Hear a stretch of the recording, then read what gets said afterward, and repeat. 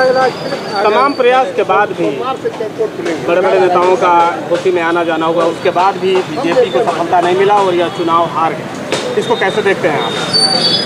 देखिए, ये चुनाव बहुत महत्वपूर्ण था हम लोगों के लिए, लेकिन जो जनादेश है, जो जनता का निर्णय था, जनता का निर्णय हमें स्वीकार है। हम लोग बड़े मेहनत से लड़े, हर तरह से लड़े। चुनाव जिस तरह लड़ना चाहिए चुनाव उसी तरह से लड़ा गया, और जो असफलता मिली है, कहीं ना कहीं हम लोग जल्दबाजी में प्रत्याशी ला दिए। अगर इस्तीफा दिए दारा चौहान जी, तो कुछ दिन रुकना चाहिए था। थोड़ा सा शीर्ष नेतृत्व ने जो फैसला जल्दी ला के प्रत्याशी दे दिया, तो कहीं न कहीं प्रत्याशी को लेकर जनता में जो नाराज़गी थी, उसके कोप का भाजन होना पड़ा।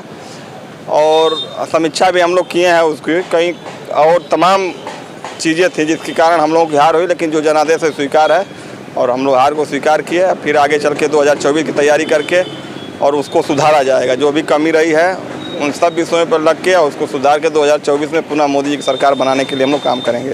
तो क्या माना जाए, जैसा आप बता रहे हैं कि मतलब जो प्रत्याशी थे वो सही प्रत्याशी का चयन नहीं हुआ? नहीं, प्रत्याशी देखिए, प्रत्याशी इसके पहले इसी विधानसभा से चुन के जनता ने ही भेजा था उनको, 1,08,000 वोटों से जिता के भेजा था। लेकिन थोड़ा सा दल बदल का जो आरोप लग गया उनके पे, बाहरी का तो कोई बहुत वो नहीं फैक्टर चला, लेकिन दल बदल का लगा। जनता में थोड़ा सा रोष था, नाराज़गी थी। 16 महीने मातरवा के समाजवादी से फिर चले आए, तो कहीं ना कहीं जो नाराज़गी थी, नाराज़गी का कोप का भाजन हम लोगों को होना पड़ा। एक चीज़ और तस्वीर निकल कर आई, जो शीर्ष था बीजेपी का, जो यहाँ के जो नेता थे, वो भी बहुत दिलचस्पी नहीं लिए इस चुनाव में। ये तस्वीर देखी भी गई और इस पर कई सवाल भी किया गया।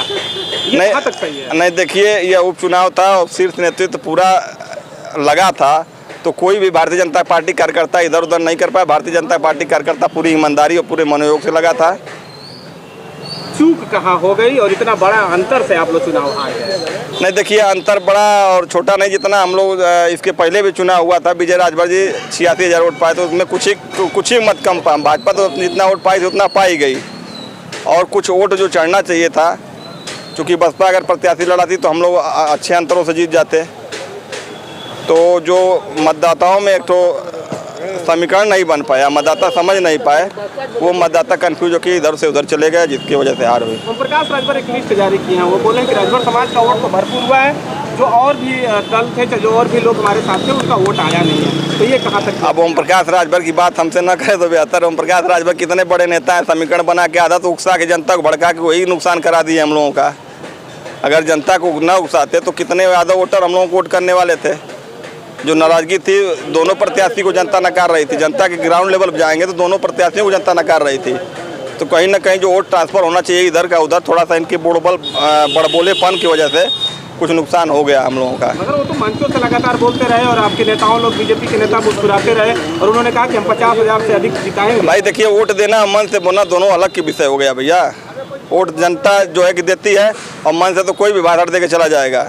वोट तो जनता देती है ना, तो जनता के दिल को टटोलने की जरूरत थी। जनता के दिल को टटोलने का प्रयास भी किया गया।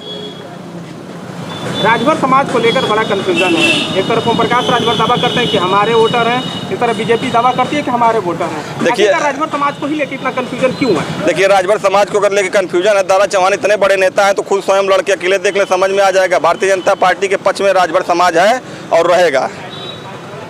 या ओम प्रकाश राजभर जी कहते हो कि नहीं, हमारा राजभर समाज मेरे पीछे घूमने वाला बंधुआ है, तो उनके पीछे घूमने वाला बंधुआ राजभर समाज नहीं है। राजभर समाज आज भी भारतीय जनता पार्टी के साथ है, इसके पहले भी था और आगे भी रहेगा।